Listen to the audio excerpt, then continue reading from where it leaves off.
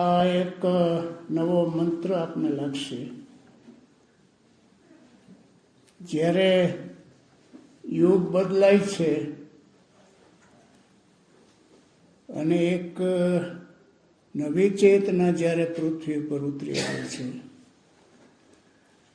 અને અત્યાર સુધી જે ચેતના મનુષ્ય જાતિમાં સક્રિય હતી અને જે અવતારો કે જે વિભૂતિઓની તપશ્ચર્યા દ્વારા મનુષ્ય જાતિ આગળ વધી,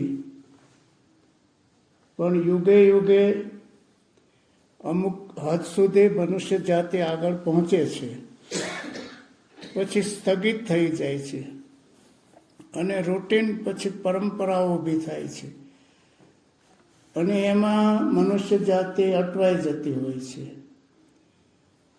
અને ત્યારે ઉપરથી એક્શન થતા હોય છે. એટલે હું ક્યારેક પ્રભુનો હસ્તક્ષેપ એમ શબ્દ વાપરું છું, ડિવાઇન ઇન્ટરવેન્શન.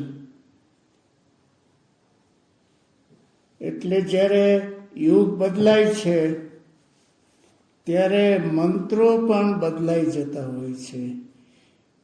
એ મહાપુરુષની ચેતનામાંથી મંત્રો ઉતરી આવતા હોય છે અને એ શબ્દમાં જ એ મંત્રમાં જ એ મહાપુરુષની ચેતના ગૂઢ રીતે આવેલી હોય છે. જેમ કે રામ રામ રામ એ માત્ર શબ્દ નથી, પણ જેને સંસ્કૃતિના ભવ્ય શબ્દો કહી શકીએ એવા શબ્દો છે. કૃષ્ણ કૃષ્ણ એ ઓર્ડિનરી શબ્દો નથી, એ મંત્રો છે અને એમાં એમની ચેતના ભરેલી હોય છે.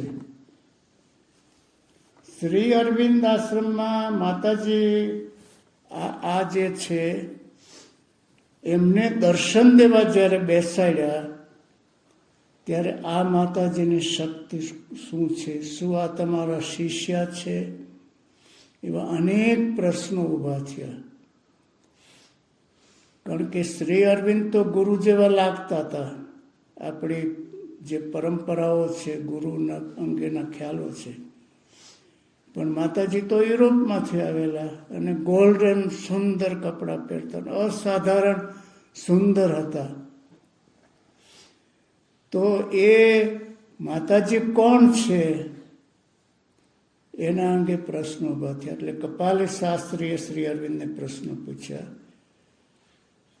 શ્રી અરવિંદને એમના દર્શનમાંથી, સાક્ષાત્કારમાંથી જ્યાં જ્યાં એમને એમ લાગ્યું કે ભારતીય તત્વજ્ઞાનમાં આ ઉમેરવા જેવું છે, એમ કોઈ બૌદ્ધિક કે માત્ર સામાન્ય ભૂમિકામાંથી નહીં, પણ એમને એમ લાગ્યું કે આ ઉમેરવા જેવું છે સ્પિરિચ્યુઆલિટીમાં. અત્યાર સુધી જે ક્રમ હતો ને, આનંદ, ચિત્ત અને સત, સત ચિત્ત આનંદ, સત ચિત્ત આનંદ, સત પહેલા હતું એટલે સચ્ચિદાનંદ, સત ચિત્ત આનંદ, સત ચિત્ત આનંદ. તો શ્રી અરવિંદે આખો ક્રમ ઉલટાવી નાખ્યો. એમને એમના સાક્ષાત્કારમાં જોયેલું કે આનંદ તત્વ, આપણા ઉપનિષદના ઋષિઓ બધે આનંદ તત્વનું વર્ણન ઘણું જ છે અને આનંદનું પહેલું ઓપનિંગ હૃદય જ્યારે આપણું ખુલતું જાય ત્યારે આનંદ નામ સ્ફૂર્ણ આવે એટલે આનંદ તત્વ. એટલે સતના બદલે શ્રી અરવિંદે આનંદ મૂક્યું. આમ આખો ક્રમ ઉલટાવી નાખ્યો. એટલે વિશ્વમાં આનંદ ભરેલો છે. ગમે તે પરિસ્થિતિમાં આનંદનું સ્વરૂપ ગમે તે હોય, ફર્સ્ટ ક્લાસ આવે, સાક્ષાત્કાર થાય કે કોઈ સારા પ્રશંસા કરે, એમાં પણ એક આનંદ હોય છે. એટલે આખા બ્રહ્માંડમાં આનંદ ભરેલો છે, આનંદ તત્વ. તો એના પરથી શ્રી અરવિંદે આનંદમય બનાવ્યું. આ ખ્યાલ આવે ને, આ શબ્દનું, આ મંત્રનું પેલું આખા બ્રહ્માંડમાં જે આનંદ ભરેલો છે એના ઉપરથી આનંદમય. તો આ માં આખા બ્રહ્માંડનો આનંદ ધારણ કરે છે. પછી બીજો શબ્દ ચેતના છે, ચિત્ત. તો ચિત્ત ઉપરથી ચૈતન્ય શબ્દ, વેદમાં ચિત્તી શબ્દ કીધો, ચિત્તી અને અચિત્તી, કોન્શિયસનેસ અને અનકોન્શિયસનેસ. તો ચેતનાથી આખું બ્રહ્માંડ ધબકતું છે. કીડીની અંદર પણ એક સ્પાર્ક્સ મૂકેલો છે, હાથીની અંદર પણ સ્પાર્ક છે. એ એક અંતરાત્માનો એક સ્ફુરલિંગ એમાં બધામાં છે ચેતના તત્વ. સાયન્સની રીતે સાબિત કર્યું છે, ન્યુક્લિયસ, દરેકમાં ન્યુક્લિયસ એલિમેન્ટ્સ હોય છે. એક જો તમે ખેંચી લો તો આખું બ્રહ્માંડ એકદમ ભૂકો તૂટી પડે. એમ આખા બ્રહ્માંડમાં ચેતના તત્વ છે, ચૈતન્ય. જો નીકળી જાય તો શૂન્ય થઈ જાય બ્રહ્માંડ. એટલે ચેતનાથી ધબકતું આખું વિશ્વ છે. સમગ્ર વૃક્ષોમાં અને વનસ્પતિ, પશુ સૃષ્ટિ બધામાં ચેતના ધબકતી છે. એના પરથી શ્રી અરવિંદે ચૈતન્યમય શબ્દ બનાવ્યો અને સમગ્ર બ્રહ્માંડની ચેતના આમાં ધારણ કરે છે. She is the consciousness force. કદાચ શ્યામભાઈનો શબ્દો બધા મુદ્દા કેટલાક લઈ લેતો હો તો માફ કરજો. She is the consciousness force that dominates the universe. આ મા કોણ છે? એ પરમ ચેતના છે કે જે આખા બ્રહ્માંડનું કંટ્રોલ કરે છે. એટલે ચૈતન્યમય શબ્દ બનાવ્યો. અને પછી સત તત્વ, પ્યોર એક્ઝિસ્ટન્સ, નાસતો વિદ્યતે ભાવો. સતનો તો અભાવ છે જ નહીં, પરમ સત તત્વ જ છે. રમણ મહર્ષિ સત તત્વની ઉપાસના વધારે કરતા. Pure existence. આ સ્પેસ છે એ પણ એક એક્ઝિસ્ટન્સ છે, મેટરની રૂપે પ્યોર એક્ઝિસ્ટન્સ છે. એટલે સત ઉપરથી સત્યમય બનાવ્યું. એટલે ઓમ આનંદમય, ચૈતન્યમય, સત્યમય, આ બધા તત્વો આ માં ધારણ કરે છે. એટલે કે બ્રહ્માંડમાં આવી ગયા, આખું બ્રહ્માંડમાં આવી ગયું. તો શું માં આટલા જ છે કે આપણી અંદર આવ્યા ને માની શક્તિઓ પૂરી થઈ ગઈ? હવે જો શ્રી અરવિંદ ક્યાંક એડ પણ કરતા હોય છે, જે નથી સચ્ચિત આનંદમાં આ શબ્દ નહોતો, પણ શ્રી અરવિંદે ઉમેર્યો પરમે, બિયોન્ડ. આ બધું તો છે જ. આદ્ય શક્તિ બધું ધારણ કરે છે, એમાંથી બધું ઉતરાયું, પણ she is beyond. She transcend all. સાવિત્રીમાં આવા વાક્યો છે. She transcend all. બધા આદ્ય શક્તિ પરમા ભગવતી બધાથી પર છે. અને છતાં કશાનો ઇનકાર કરતી નથી. ડિનાઇઝ નન. એની અંદર અસુરો પણ આવી ગયા અને સુરો પણ આવી ગયા. તો એ મહાશક્તિનું વર્ણન. એટલે શ્રી અરવિંદે પરમે શબ્દ ઉમેર્યો છે. આપણે મંત્ર બોલીએ છીએ ને એમાં કેટલાક પરમેશ્વર બોલે છે. પરમેશ્વર નહીં, પણ પરમે શબ્દ છે. હવે આ મંત્ર આપણે બોલીએ છીએ અવારનવાર, અને આ મંત્ર શ્રી અરવિંદે આપેલો છે. હવે જ્યારે એક નવી ચેતના મનુષ્ય જાતિમાં જ્યારે એન્ટર થતી હોય છે અને એક નવો યુગ શરૂ થતો હોય છે, ત્યારે એક ફોર્સ જે નીચે ઉતરી આવે છે ને, એનું એક પ્રેશર હોય છે આખું. અને અનેક આત્માઓ એ ફીલ કરી શકે છે. અને એ પ્રમાણે એની અંદર મૂવમેન્ટ્સ પણ થાય છે. સાવિત્રીમાં મેં કાલે પણ વાત કરેલી, શ્રી અરવિંદ વાક્ય છે, હેવન્સ કોલ ઇઝ રેર. દરેક યુગે યુગે પ્રભુના પુકાર હોય છે, કારણ કે પ્રભુને પણ માધ્યમ જોતા હોય છે એમનો સંદેશો આગળ લેવા માટે. એટલે શ્રી અરવિંદે આ હેવન્સ કોલ ઇઝ રેર. શ્રી કૃષ્ણએ આદેશ કર્યો બધું છોડી દો. અને બરોડા શ્રી અરવિંદ આવ્યા પછી અલીપુરની જેલમાં આ બધું બન્યું. શ્રી અરવિંદ પ્રગટ થયા અને કીધું કે આ બધું છોડી દો. એ ભગવાનનો આદેશ હતો, પુકાર હતો. It was a divine call from the supreme. આવા કોલ બધા માણસોને હોતા નથી. પણ જ્યારે આખી તમારે મનુષ્ય જાતિનું એક મહાન યુગનું તમારે પ્રસરણ કરવાનું હોય ત્યારે એક ભગવાનનો એક અવતાર ઉતરી આવતો હોય છે. અને શ્રી અરવિંદને બરોડાના મહારાજા લઈ આવ્યા અને 12 વર્ષ બરોડા રહ્યા. ત્યાં બધી તૈયારી કરી. એમના ભાઈ બારેન્દ્રને તાવ આવતો, પણ તાવ ઉતરે જ નહીં, મેલેરિયા તાવ હતો. એટલે શ્રી અરવિંદે કીધું કે આ તાવ ઉતારે એવો, એટલે પછી કોઈએ કીધું કે એક બાવાને લઈ આવું. શ્રી અરવિંદ બહુ રેશનાલિસ્ટ હતા, બુદ્ધિવાદી હતા, એ કંઈ માને જ નહીં. એટલે એક અઘોરી બાવો આવ્યો હતો કે પાણીનો ગ્લાસ લાવો. પાણીનો ગ્લાસ આપ્યો, એમાં થોડું મીઠું કે કંઈક નાખ્યું અને એના ચીપિયાથી આમ ચોકડી મારી. પછી કે પી જાઓ. એટલે બારેન્દ્ર એમના નાના ભાઈ એક પાણી પી ગયા ને તાવ ઉતરી ગયો. એટલે શ્રી અરવિંદના જીવનમાં પહેલી ઘટના. ઓકે, આવું થાય તો મારે ભારત માતાની, જો એમનો હેતુ પર્સનલ ક્યારેય રહ્યો જ નથી, તો મારે આવી શક્તિની ઉપાસના કરવી છે, ભારત માતાનો ઉદ્ધાર કરવો છે. અને એ પછી ચાંદોદ કરનાલી નર્મદા તટે છે, ત્યાં જતા, શનિ રવિ જતા. અને ચાંદોદ ઉપર ત્યાં છે, ત્યાં કાલી માતાનું મંદિર છે. જેવા શ્રી અરવિંદ કાલી માતા પાસે ઉભા રહ્યા ત્યારે કાલી તો પથ્થર હતો ને એકદમ મૂર્તિ જીવંત થઈ ગઈ, હલવા માંડેલી. એ એક પ્રભાવ હતો યુગ પુરુષનો. પછી જે ઘટનાઓ બની એના અંગે શ્રી અરવિંદે કાવ્યો લખ્યા હોય.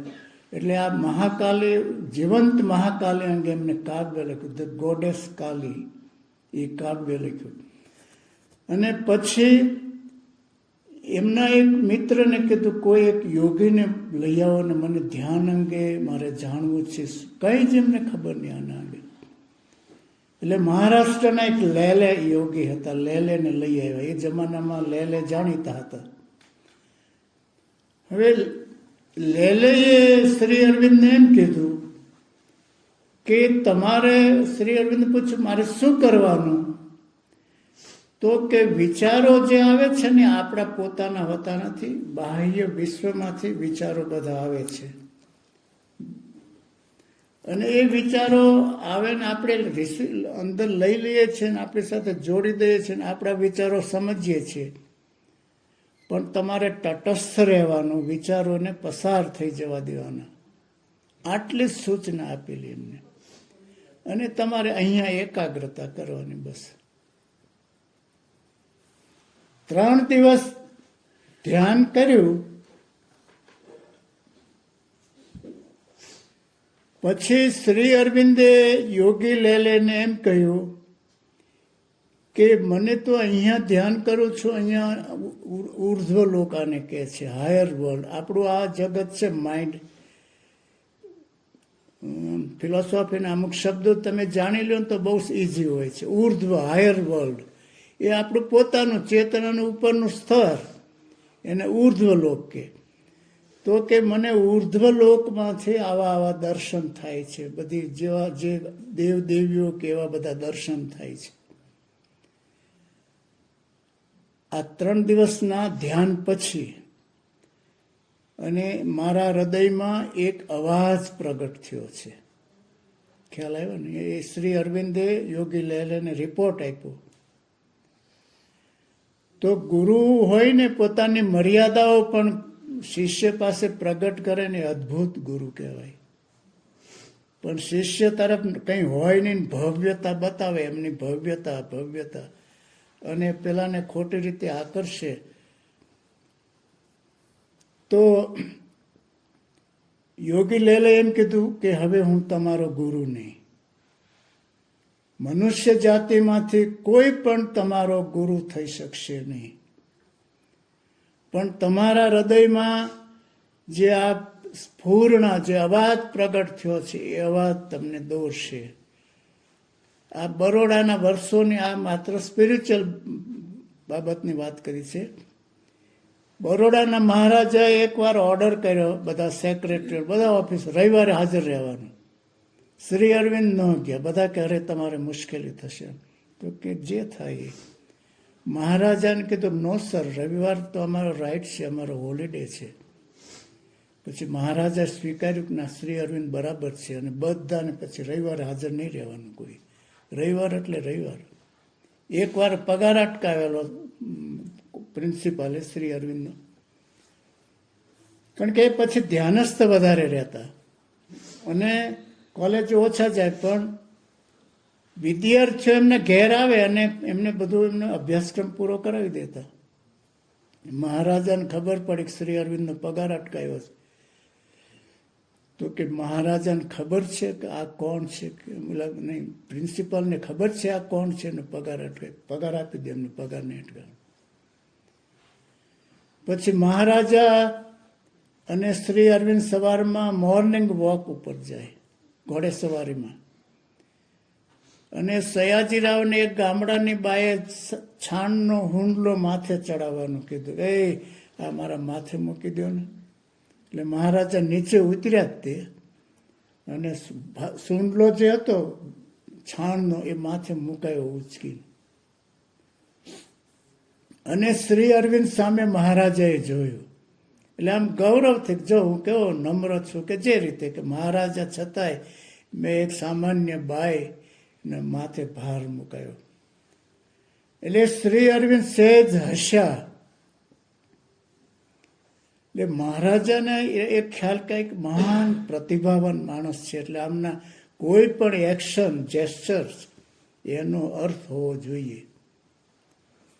એટલે 2 દિવસ પછી મહારાજાએ પૂછ્યું કે આપ કેમ હસેલા? મેં સુંડલો ચડાયો, માથે મેં સુંડલો મૂક્યો. તો કે આપ તો મહારાજા છો, આપને તો પ્રજાનો ભાર ઉતારવો જોઈએ, તમે તો પ્રજાને માથે ભાર મૂક્યો છે.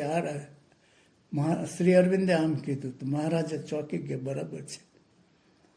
પછી બીજે ત્રીજે દિવસે પેલી બાઈને ક્યાં છે, શું છે, એડ્રેસ ગોત્યું ને વર્ષાસન કે અમુક પૈસા નક્કી કરી દીધા. ને પછી કાયમી જ્યારે શ્રી અરવિંદ બરોડાથી કલકત્તા જવા નીકળવાના હતા, ત્યારે મહારાજાએ કેટલાક એમના ટોપ લેવલના માણસોને કીધું આમને અટકાવો, અટકાવો. ખ્યાલ આવ્યો ને? અને શ્રી અરવિંદ મહારાજાનું દિવાન પદ છોડીને જતા હતા.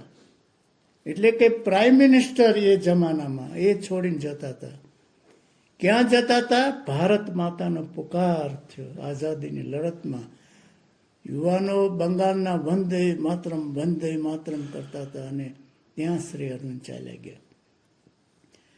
અને પછી એ વખતે જે જજ હતા ને, એ કડકમાં કડક જજમેન્ટ આપતા અને યુવાનોને બહુ મારતા. પછી ખુદીરામ બોઝને એને તો ફાંસી આપેલી, 18-19 વર્ષનો ખુદીરામ બોઝ. એની એટલી બધી અસર થઈ કે આ જે જજ છે એને ઉડાડી દેવા છે. એટલે બધું પ્લાનિંગ કરેલું, અને એ પ્રમાણે બગી સવારે એમ કે જજ બગીમાં ફરવા નીકળશે ને જજને ઉડાડી દેવા. એટલે એ બધું બરાબર, પણ એ વખતે બગીમાં 2 યુરોપિયન મહિલા હતી, એટલે એ મરી ગયા બંને. તો કે આ બધું શ્રી અરવિંદ જ કરાવે છે, અને એનો આક્ષેપ કરીને શ્રી અરવિંદને એક મહાન સપૂતને લઈને કાળને કોટડીમાં શ્રી અરવિંદને પૂરી દીધા.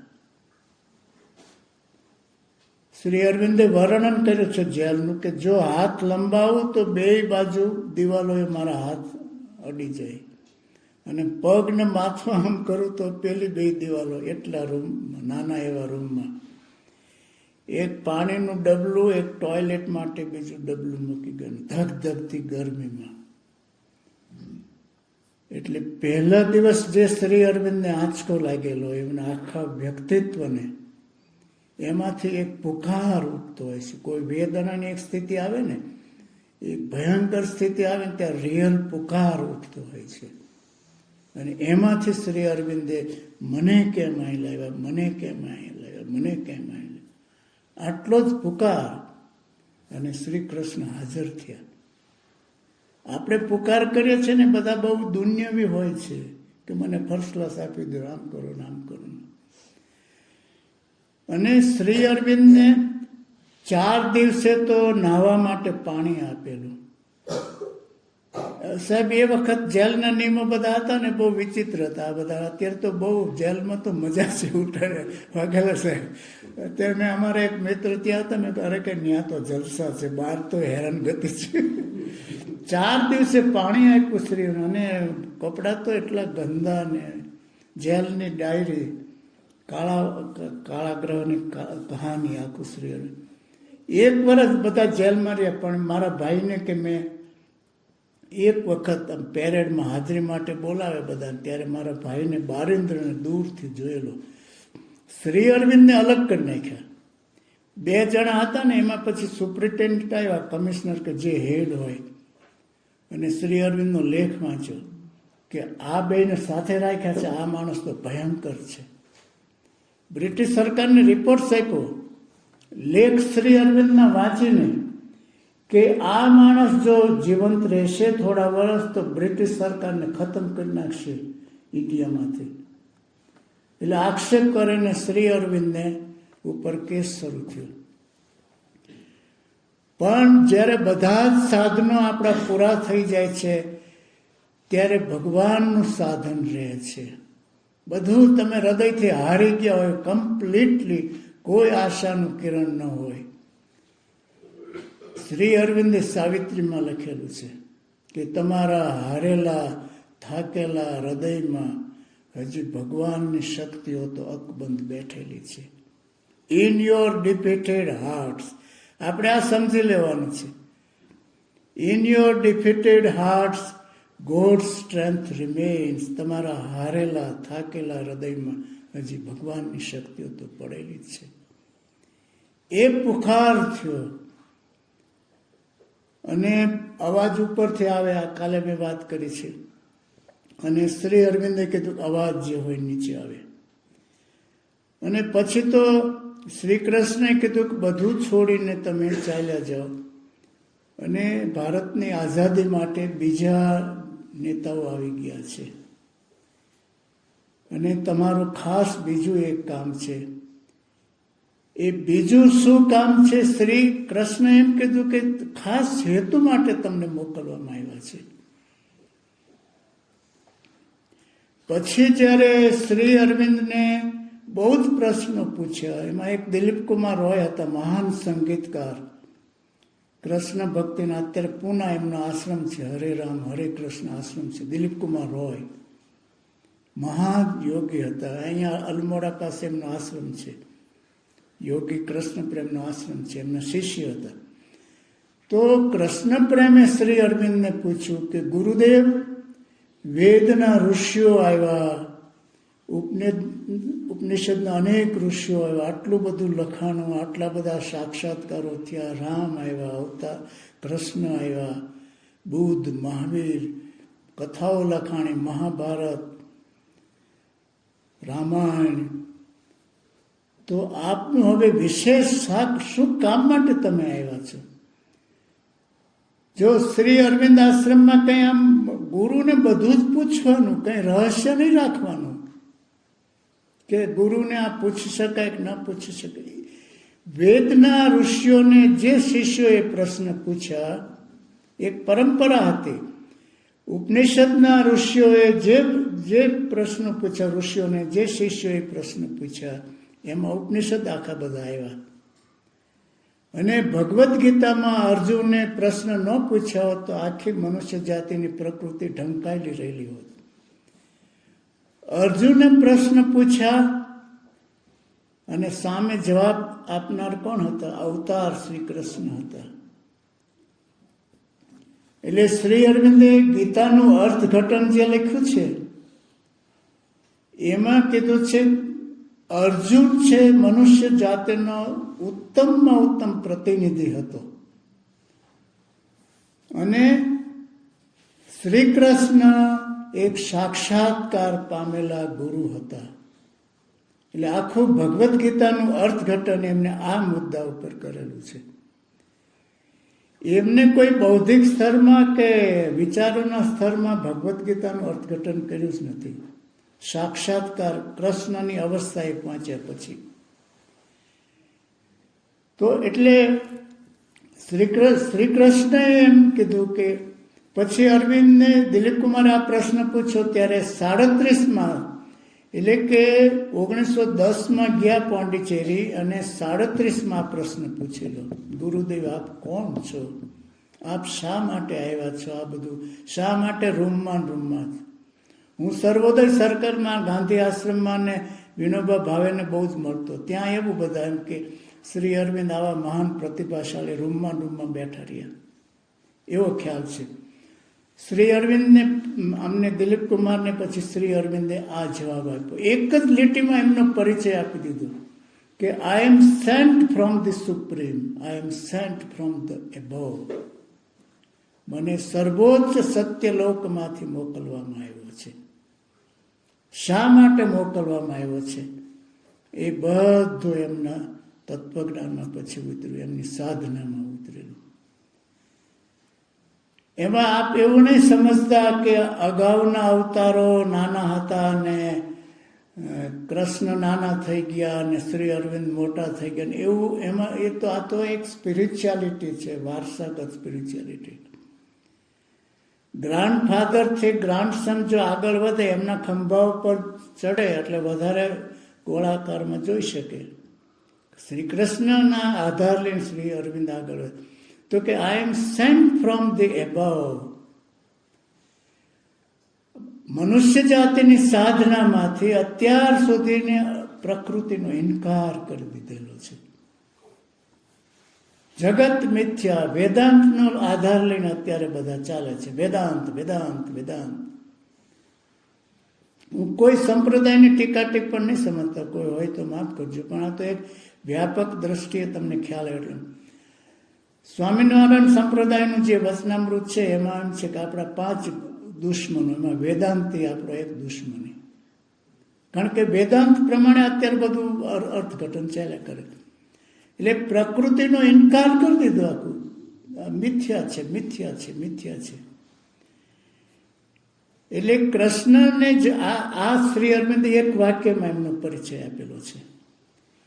પછી જ્યારે એમને કોર્ટમાં જ્યારે લઈ જાય છે ત્યારે શરૂઆતમાં એ સૂચના આપવા પ્રયત્ન કરે જજને. CR દાસનો ફોટો શ્રી અરવિંદે જોયો અને તરત જ એમને ખ્યાલ આવ્યો કે યોગ્ય માણસ આવ્યા છે. અને શ્રી કૃષ્ણએ વકીલને એમના મધરને સ્વપ્નમાં કીધું કે આ છોકરાનો કેસ લો. કોઈ શ્રી અરવિંદનો કેસ લેતું નહોતું. 1907-8ની વચ્ચે બ્રિટિશ સરકાર સામે બોલી શકાય નહીં. અને CR દાસ પાસે એક મોટો ઉદ્યોગપતિ ગયેલો અને કે તમે મારો કેસ લ્યો. અને સામે શ્રી અરવિંદનો કેસ હતો. જો એ વખતના વકીલોની અવસ્થા અને રાષ્ટ્રભક્તિ જુઓ. પેલા ઉદ્યોગપતિ એમ કીધું કે જો હું છૂટી જઈશ ને, હું આમાંથી મુક્ત થઈશ ને, તો હું તમને જેટલા પૈસા કહીશો ને એટલા આપીશ ફીના. પણ શ્રી અરવિંદ તો તમને કંઈ જ નહીં આપી શકે. આ 2 કેસમાં CR દાસ કે મારે આ કેસ લેવો છે, શ્રી અરવિંદનો કેસ લેવો. ત્યારે પેલા ઉદ્યોગપતિ આ પ્રમાણે કીધું. ત્યારે CR દાસે શું કીધું ખબર છે કે તમે જો છૂટી જશો ને તો ફરીને તમે આના ધંધા કરશો, પણ શ્રી અરવિંદ છૂટશે તો ભારત માતા મુક્ત થશે. મારે શ્રી અરવિંદનો કેસ લેવો છે.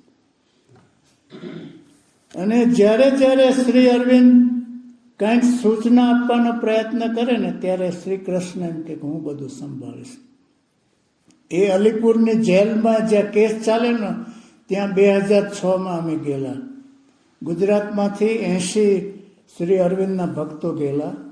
શ્રી અરવિંદને એક બસ લઈને નાનું એવું સ્ટેચ્યુ લઈને ગયેલા અને ગોપાલ કૃષ્ણ ગાંધીજીના પૌત્ર ત્યાં ગવર્નર હતા. એટલે બહુ ઝડપથી અમારી વીઆઈપી જેવી વ્યવસ્થા કરી દીધી. એટલે જે રૂમમાં શ્રી અરવિંદને રાખ્યા હતા ને એ ઓડીમાં ત્યાંય અમે ગયેલા ઓડીમાં. અને જે કોર્ટમાં કેસ ચાલતો ત્યાં પણ અમે ગયેલા.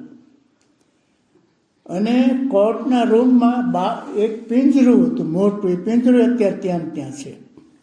હવે તો એને સ્મારક રૂમમાં બનાવી દીધું. કોર્ટના બદલે સ્મારક શ્રી અરવિંદ માટે બનાવી દીધું.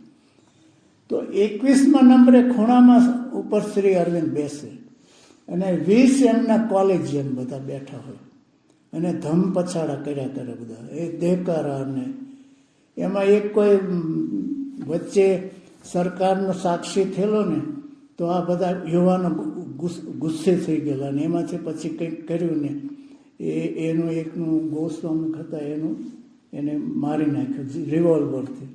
બહુ પાછું કડક થયું. તો કે આ રિવોલ્વર ક્યાંથી આવી? તો એના પહેલાં 6 મહિના પહેલાં ખુદીરામ બોઝ જે 18 કે 19 વર્ષનો હતો એને ફાંસી આપેલી. તો કે ખુદીરામ બોઝનો હાથમાં આવીને અમને રિવોલ્વર આપી ગયો છે. એટલા આમ ખુમારીથી ભરેલ. પણ શ્રી અરવિંદ તો ધ્યાનસ્થ જ રહેતા.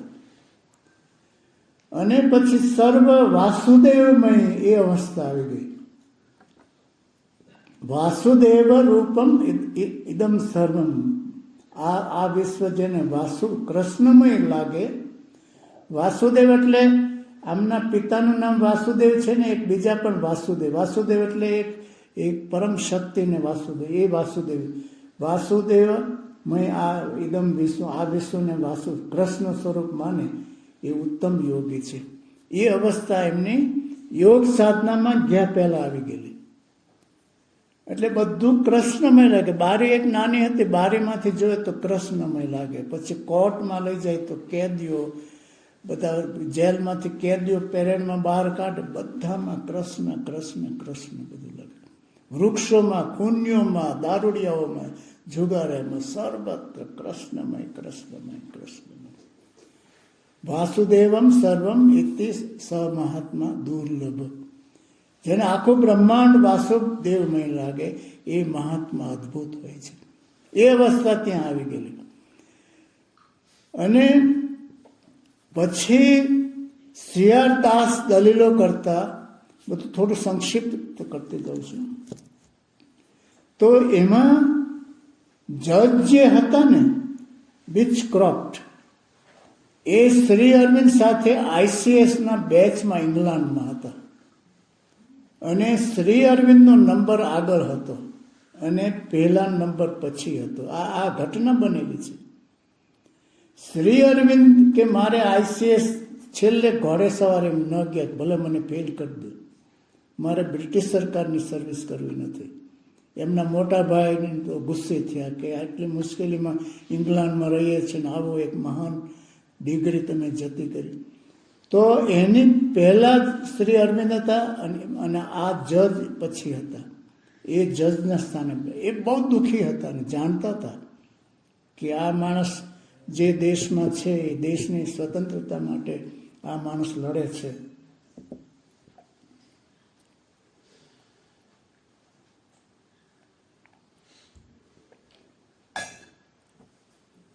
અને હું જજ થઈને બેઠો છું.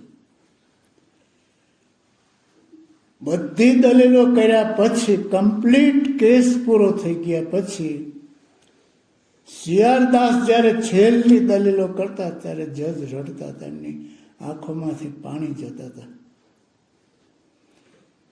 બધી જ પ્રકારની દલીલો કર્યા પછી, અને સરકારનો જે વકીલ હતો એ તો ઈચ્છતો હતો કે આ કેસ સાબિત થઈને શ્રી અરવિંદને ફાંસી મળી જવી જોઈએ. શ્રીયારદાસે એમ કીધું કે નામદાર કોર્ટને હું વિનંતી કરું છું કે બ્રિટિશ સરકાર સ્વતંત્રતાની હિમાયતી છે અને આ મનુષ્ય જાતિની સ્વતંત્રતાનો મહાન પૈગંબર છે. આ માણસ હયાત પૃથ્વી ઉપર નહીં હોય ત્યાર પછી પણ યુગો સુધી આ માણસનો અવાજ મનુષ્ય જાતિમાં દરિયા પાર પણ ગુંજતો રહેશે.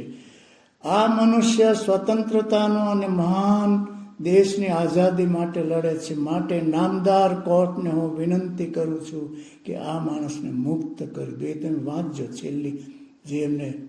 અને એ વખતે જજ રડતા હતા. પણ શ્રી અરવિંદને કેવી રીતે છોડવા? કારણ કે કાયદા તો કંઈ હોવા જોઈએ. આ કેસ એવો હતો કે આને કોઈ આપણા દેશના કાયદા કે કંઈ કાયદા લાગુ ન પણ કેવી રીતે શ્રી અરવિંદને મુક્ત કરવા?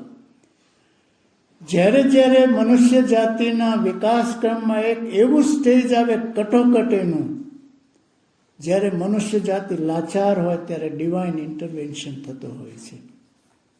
આ બરાબર કોઈ અંધશ્રદ્ધાથી નથી બોલતો. હું તો ઘણા દાખલા આપી શકું, પણ અત્યારે આપણે સંક્ષિપ્ત કરીએ છીએ.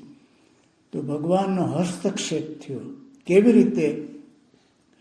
જજના ઘેર કોઈ બે છોકરા ગયા એક કવર લઈને, અને એ કવરમાં ઇંગ્લિશમાં બધા કાયદા હતા.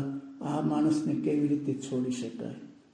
અને જજ જે કવર જોયું એટલા ખુશ થઈ ગયેલા, આધાર મળી ગયો. હવે એ કવર કોણ આપી આવ્યું? જેમ રામ લક્ષ્મણ જાનકી ભારદ્વાજના આશ્રમે જતા હતા ત્યારે બે રસ્તા આવ્યા, આ રસ્તો સાચો, આ રસ્તો સાચો. ભારદ્વાજના આશ્રમે લગભગ ભારદ્વાજના આશ્રમે. અને ખોટા રસ્તે જતા હતા. આ તુલસીકૃત રામાયણમાં લખેલું છે. આપણે જઈએ ને કે ખોટો રસ્તો હોય ને પછી પાછા નથી વળતા, તો ઉપરથી એક તાપસ આવ્યો એવું સ્પષ્ટ લખ્યું છે. અને રામ લક્ષ્મણ જાનકીને એમ કીધું કે આ રસ્તો નહીં, આ રસ્તે જાઓ. ખ્યાલ આવ્યો ને? અને એ ઘટના બનેલી છે. અત્યારે તમે દિલીપ કુમાર રોયનું પુસ્તક વાંચો, ચમત્કારો આજે પણ બને છે. એ ઇંગ્લિશમાં ને અરવિંદ આશ્રમના બધા ઘણા એના ચમત્કારો આજે બને છે. એટલે કે એમને આ ભારતીય તત્વજ્ઞાનમાં આ બધું એક્સેપ્ટ કરેલું જ છે. પણ આપણે એટલા બધા ફિઝિકલ માઇન્ડમાં જીવીએ છીએ કે આપણે કશાનો સ્વીકાર કરી શકતા. એટલે અરવિંદ સર્કલમાં અમારી શ્રદ્ધા છે કે શ્રી કૃષ્ણની એરેન્જમેન્ટ હતી. શ્રી કૃષ્ણે કીધું હું છોડાવી દઈશ. અને જ્યારે શ્રી અરવિંદને છોડ્યા ત્યારે જજ પછી નીચે ઉતરી ગયા અને સહી કરી અને ઓર્ડર કર્યો પોલીસને કે તમે આ માણસને મુક્ત કરી દો. મેં એમને નિર્દોષ કરી દીધા છે. અને બીચક્રોફે શ્રી અરવિંદ સાથે હાથ મિલાવ્યા અને કીધું, મિસ્ટર અરવિંદ ઘોષ, આપણે બંને હવે સ્વતંત્ર નાગરિક છીએ. મેં પણ રાજીનામું આપી દીધેલું છે. એ વખતે કોર્ટમાં જે છેલ્લા શ્રી અરવિંદને હાજર કરેલા ને એ ફોટો ત્યાં કોર્ટમાં છે. શ્યામભાઈ, એ પ્રિન્ટિંગમાં નથી. એ ફોટો ક્યાંયથી કાઢ નાખ્યો. શ્રી અરવિંદ જજની સામે ઊભા રાખે છે. બે પોલીસ બાજુમાં ઊભા છે. અને એક સદરો અને નાની એવી લુંગી, બહુ જ આમ ખુશ થઈ ગયેલા, આમ દુબળા, અને આમ ઊભા છે. જજમેન્ટ સંભળાવે છે. એ ફોટો કાઢી નાખ્યો છે, ક્યાંય પ્રિન્ટમાં રાખે. પણ ત્યાં અલીપુર જેલમાં જે કોર્ટમાં જે શ્રી અરવિંદને ઊભા રાખે એ જગ્યાએ ફોટો મૂકેલો છે. હવે બન્યું શું? જજ તો નીચે ઉતરી ગયા. જજની ખુરશી ખાલી હતી. પણ ખાલી ખુરશી બ્રહ્માંડમાં રહે કેવી રીતે? આ બ્રહ્માંડ તો આપણે ઇન્દિરાજીનું ખૂન થયું ત્યાર પછી 12 કલાક 24 કલાક વડાપ્રધાન નવા કોણ થશે જાહેરાત નહોતી કરી. કારણ કે વડાપ્રધાન બીજા તો હોવા જોઈએ ને કોઈ. એટલે આપને ખ્યાલ હશે બહુ લેટ કરેલું થોડા વખત. રાષ્ટ્રપતિ ક્યાંક આમ ક્યાંક હતા, રાજીવ ગાંધીને બોલાવ્યા. જ્યાં સુધી નવા વડાપ્રધાન ન આવી જાય ત્યાં સુધી બીજા વડાપ્રધાન ભલે ડેડ હોય તો રાખી મૂકેલા. તો કૃષ્ણની ખુરશી ખાલી થઈ ગઈ, અને જજની ખુરશી ખાલી થઈ ગઈ. તો કોણ બેઠું હતું? શ્રી કૃષ્ણ બેઠા. શ્રી અરવિંદે લખ્યું છે, મેં જોયું કે જજની ખુરશી ઉપર શ્રી કૃષ્ણ બેઠા સાક્ષાત. આ બધી ઘટનાઓ છે. અને ત્યારે શ્રી અરવિંદને આ નવા ભારત આખો યુગની ઘટનાઓ છે. નવું ભારત જે સર્જન થાય છે એની આ પ્રક્રિયા છે. અને પછી શ્રી કૃષ્ણના આદેશ પ્રમાણે શ્રી અરવિંદ ડુપ્લેક્સ ટિમ્બરમાં કલકત્તાથી પોંડિચેરી જવા માટે નીકળી ગયા. એક બાજુ એક વ્યક્તિ એકલી શ્રી અરવિંદ ઝઝુમે અને એક બાજુ આખી બ્રિટિશ સરકાર, CID ને પોલીસ ખાતું ને એમાં એક માણસ ઝઝુમે. જો શ્રી અરવિંદ મુખ્ય જે કલકત્તાનું બંદર છે ત્યાંથી બેઠા હોત ને તો પોલીસને CID ને ખ્યાલ આવી જત ને એમને અટકાવ્યા હોત. પણ શ્રી અરવિંદ નાનું એવું જે બંદર હતું ને ત્યાંથી બેસી ગયેલા અને બ્રિટિશ સરકારની માહિતી મળી ગઈ CID દ્વારા કે આ ડુપ્લેક્સ ટિમ્બરમાં શ્રી અરવિંદ બેસી ગયા છે અને કોલંબો જવાના છે, શ્રીલંકા જવાના છે. એ પાકે ખાતરે એના પેલા પાસે આવી ગયેલી.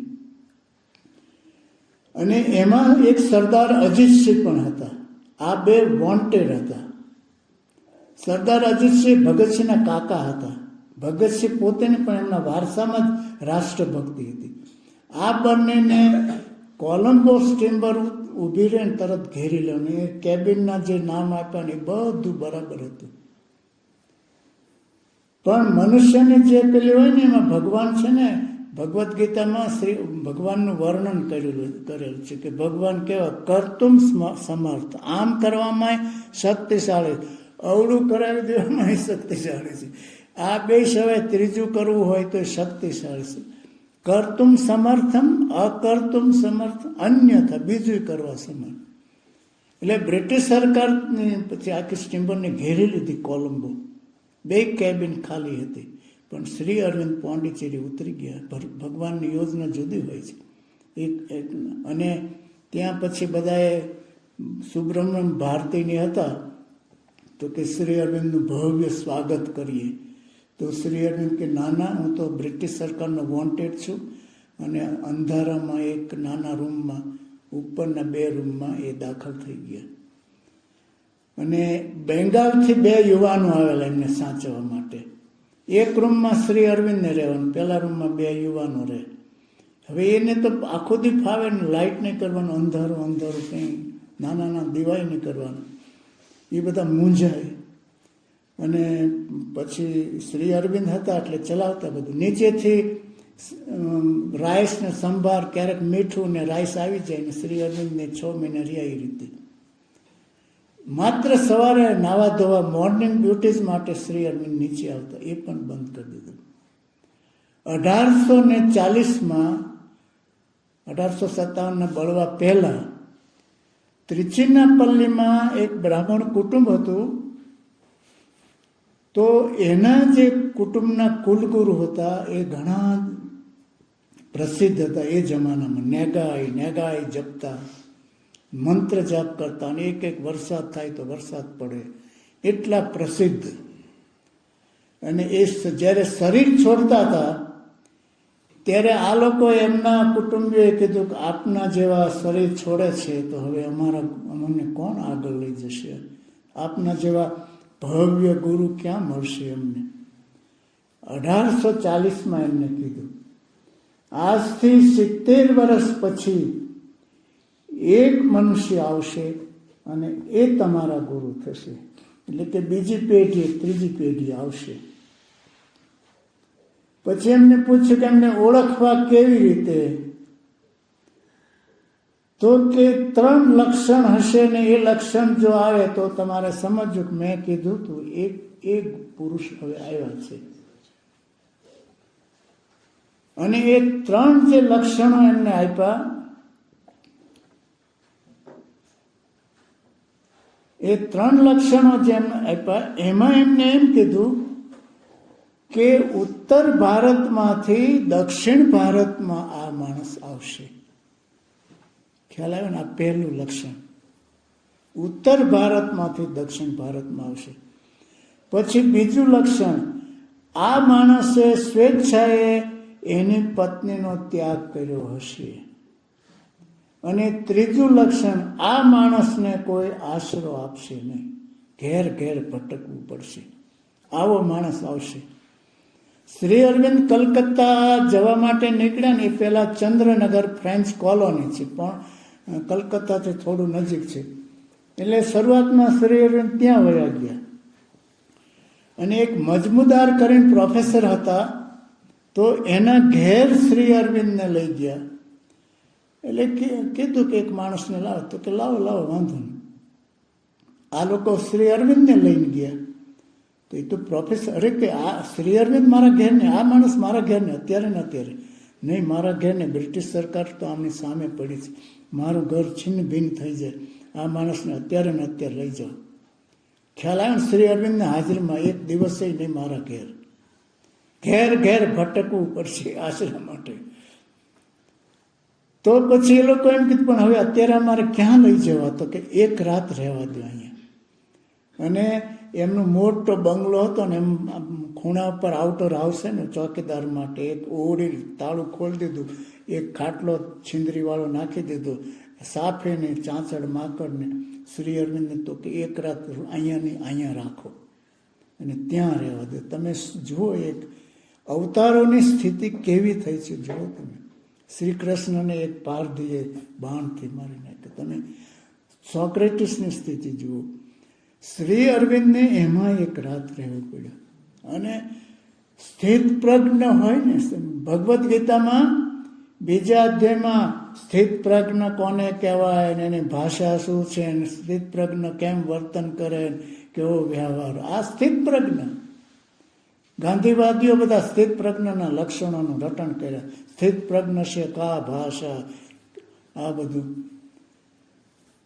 પછી બીજે દિવસે શ્રી અરવિંદને કીધું કે આપને અહીંથી બદલવા છે. એ માણસ કોઈ રિએક્શનમાં નહીં જીવવાનું. જે કૃષ્ણમૂર્તિ કહેતા છે, અત્યારની સંસ્કૃતિ મનુષ્યો રિએક્શનમાં જીવે છે. Action and reaction. દ્રૌપદી એક ટોણો માર્યો, 25 વર્ષ રિએક્શનમાં દુર્યોધન રહ્યો, મહાભારતનું યુદ્ધ થયું, રાવણ પડી ગયો, ધનુષ બાણ તોડતા રિએક્શન. બધું કૃષ્ણમૂર્તિની philosophy action and reaction. Shri અરવિંદે એમ માત્ર કીધું કે તો સારું, બસ આટલું કીધું. પછી મજમુદારને ત્યાં લઈ ગયા, એક એડવોકેટ હતા, એને એમ કીધું કે કોને લાવવાનું, તો કે શ્રી અરવિંદ. લાવો મારા ઘેર. બ્રિટિશ સરકાર શું કરવાની હતી, જે કરવું એ ભલે તોડી નાખી મારું ઘર, પણ આવા એક પુરુષ તો મારા ઘેરે. અને પછી શ્રી અરવિંદ ત્યાં થોડો વખત પોંડિચેરી માટે વિદાય થઈ ગયા. અને મેં કાલે એક લેટર એમનો પણ અંધારી ઓરડીમાં, કાળની કોટડીમાં શ્રી અરવિંદે એમની જાતને પૂરી દીધી. કોના આદેશથી? શ્રી કૃષ્ણને. એક સુપ્રીમ આદેશ થયો કે તમે બધું છોડી દો.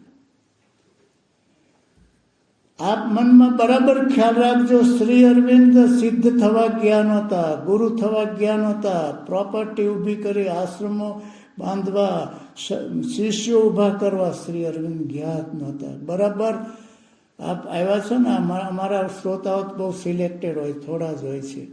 શ્રી અરવિંદ કહેતા કે આઈ વોન્ટ ઓનલી ફ્યુ, મારે લાખો શિષ્યો જોતા જ નથી. એ શા માટે પોંડિચેરી ગયા શ્રી અરવિંદ? એકમાત્ર પહેલા જ કાગળમાં એમને કહી દીધું કે મારો બીજો કોઈ હેતુ નથી, to build the bridge between two. આ બે પ્રકૃતિઓ, મનુષ્ય જાતિ અને પ્રભુને જોડી દેવા માટે મને મોકલવામાં આવેલો છે. અને એ પ્રમાણે શ્રી અરવિંદ એ મકાનમાં 6 મહિના રહ્યા. અને પછી રિપોર્ટ્સ આવવા માંડ્યા. અને એ પહેલા તિરુવનવેલીના એક કલેક્ટર, યુરોપિયન કલેક્ટરનું ખૂન થયેલું. અને ઇંગ્લેન્ડમાં એક ભણવા ગયેલો ખાસ આપણો એક રાષ્ટ્રભક્ત, એને ખૂન કર્યું. અને એનો છેડો શ્રી અરવિંદ સુધી આવ્યો કે આ શ્રી અરવિંદ બધું કરાવે, રૂમમાં બેઠા શ્રી અરવિંદ કરાવે છે. એટલે બ્રિટિશ સરકારે એક કમિટી નિમી કે શ્રી અરવિંદ પાસે જાઉં તપાસ કરું. એટલે જજ આવ્યા ને, જજે પહેલાં તો એમનો કબાટની લાઇબ્રેરી ખોલી, તો કે ફ્રેન્ચ પુસ્તક હતા, પછી ઇટાલિયન હતા, પેલા હતા જાપાની, અનેક લેંગ્વેજ, જર્મની, કે do you know all this language? Yes I know all this languages. એટલે જજે કંઈ તપાસ કર્યા વગર કીધું આ માણસ કદી ખૂનમાં પડે નહીં, ખ્યાલ આવ્યો ને? કંઈ ને એમની લાઇબ્રેરી જોઈ, અને લાઇબ્રેરી જોઈને કે આ માણસ આવો મહાવિદ્વાન છે, આમાં પડે જ નહીં. પછી પેલું ત્રિચિનાપલ્લીનું કુટુંબ 6 મહિના પછી પેપરમાં આવવા માંડ્યું ને કે આવા એક યોગી આવ્યા છે, કોઈને મળતા નથી.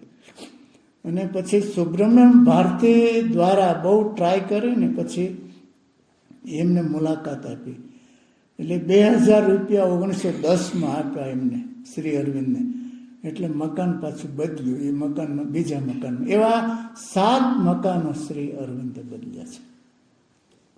અને છેલ્લામાં છેલ્લું અત્યારે જે મકાન છે, આશ્રમ જેને કહેવાય છે, આ છેલ્લામાં છેલ્લું મકાન. ઘેર ઘેર આ માણસને ભટકવું પડશે, કોઈ એને આશરો નહીં આપે. જો સંન્યાસીઓની સ્થિતિ કેવી થાય! ઓશો રજનીશને કાઢ્યા અહીંથી કે ચાલો હવે અમેરિકામાં ચાલ્યો જાઓ, સ્વતંત્રતાના દેશમાં ચાલ્યો જાઓ. અહીં તો બધો રૂઢિવાદ. ત્યાં ગયા, અહીં તો બધાએ સહન કર્યું. ત્યાં જઈને બાઇબલ સોસાયટી ઉપર, બાઇબલ ઉપર પ્રહાર કરવાનું શરૂ કર્યું. એમ કે ઈસુ ભગવાન તો આમ હતા ને તેમ હતા, તો બધું ફારસ કર્યું છે. ઈસુ ભગવાન ફરીને પુનરુદ્ધાર થયો, રિસરેક્શન થયું, જાગૃત થયું. એ તો નાટક છે ને. તો ભારતે સહન કર્યા ઓશો રજનીશ, પણ અમેરિકાએ એમને ખતમ કરી નાખ્યા. પછી કે ચાલો હવે ગ્રીસમાં સોક્રેટિસને, પ્લેટો ને એરિસ્ટોટલની દુનિયામાં ચાલ્યો જાવ સ્વતંત્ર. ત્યાં ગયા તો એરપોર્ટ ઉપર અટકાયું, પ્લેન ઉતરવા જ ન દીધા. પછી કે ચાલો હવે બુદ્ધના મહાવીરના દેશમાં, મારા દેશમાં ચાલ્યો ગયો. અને અહીંયા આવ્યા ને પછી થોડા વખતમાં મૃત્યુ, ઝેર આપેલું, સ્લો પોઈઝન આપેલું. પૂનામાં એમની સમાધિ કોઈ જાવ તો લખ્યું છે, ઓશો જન્માય નહોતા, ઓશોનું મૃત્યુ થયું નથી, પણ ઓશો આ તારીખથી આ તારીખ સુધી પૃથ્વીના ગ્રહની મુલાકાત ઉપર આવ્યા હતા. આપણે મુલાકાત ઉપર આવ્યા છીએ ને, ત્યાં લખ્યું છે કે એમની જન્મ તારીખ હોય ને, આ તમારે તમારી જન્મ તારીખ મૂકવાની અને કહેવાય ને હું તો મુલાકાતે આવ્યો છું. પણ આપણે તો માલિક થઈ ગયો. He visited this earth from this in this day. જો સંન્યાસીની કેવી સ્થિતિ થઈ છે, તમે જો દયાનંદ સરસ્વતીની સ્થિતિ કેવી થઈ.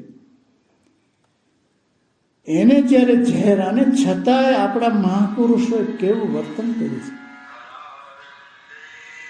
દયાનંદ સરસ્વતીને જ્યારે ઝેર આપવામાં આવેલું ત્યારે પછી આ ગરમ પડ્યું, આખા ફોડલા, અવારનવાર ઝેર આપેલું, ફોડલા ઉપડતા જાય, પછી ફૂટે ને ગરમી ને.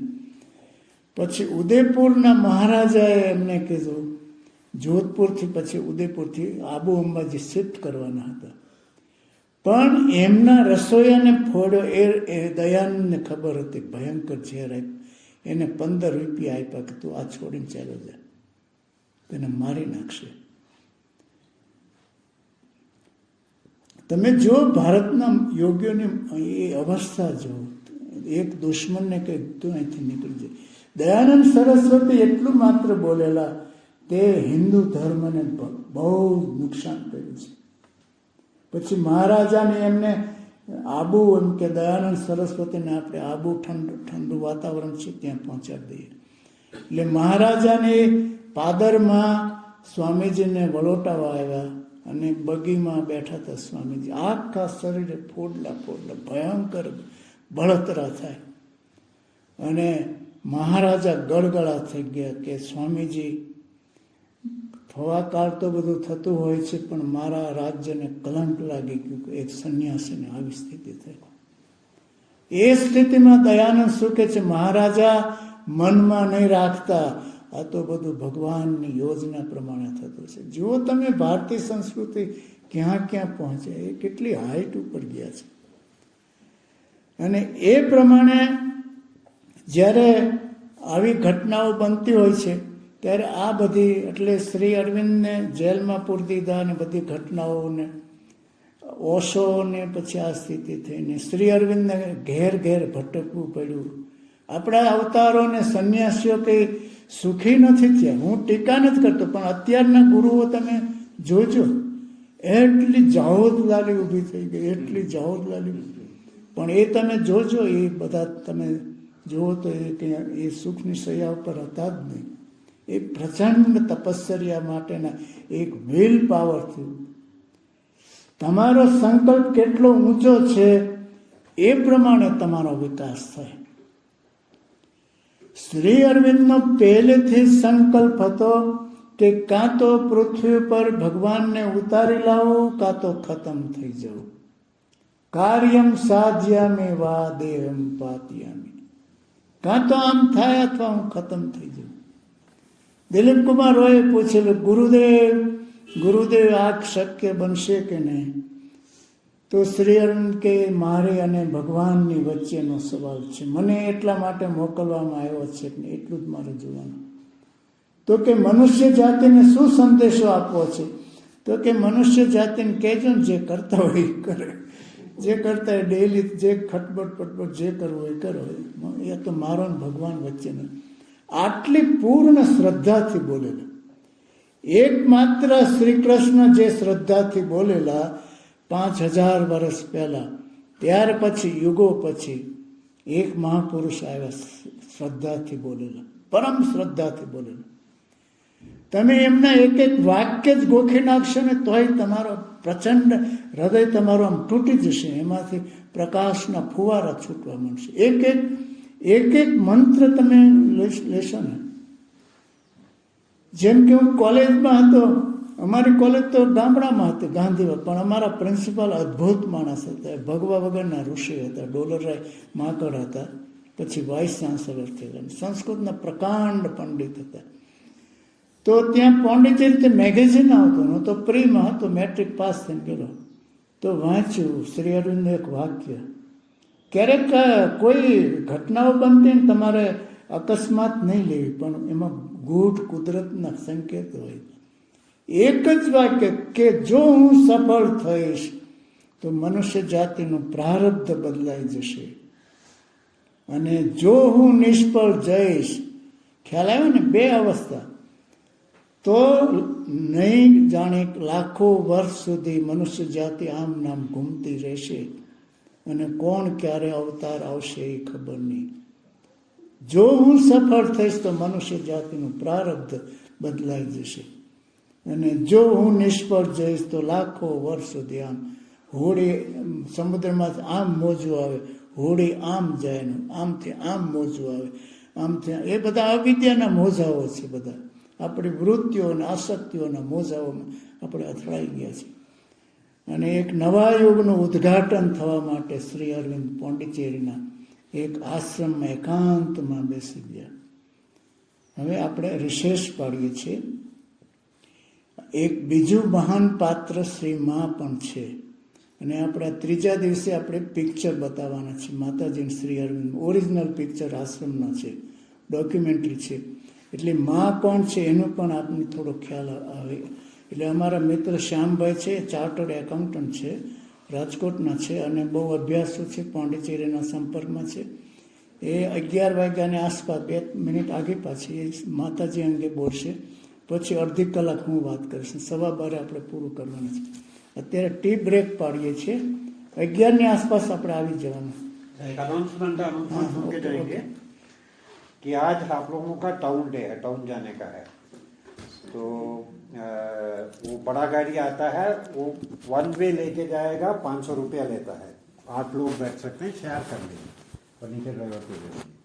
बट जो लोग चल के जाना चाहते हैं अगर, तो 3 किलोमीटर का रास्ता है, और जिसका घुटने में प्रॉब्लम नहीं है क्योंकि नीचे की तरफ है बट स्लोप है, प्रॉपर रोड है, ऐसा नहीं कोई मिट्टी का रास्ता है. जो घुटने का जिसका प्रॉब्लम हो तो उतरते समय उसको उसमें जोर पड़ता है. और दूसरा उसके बाद आदमी को भूलना भी है वहाँ टाउन में. तो पहले 3 किलोमीटर चलने के बाद आपको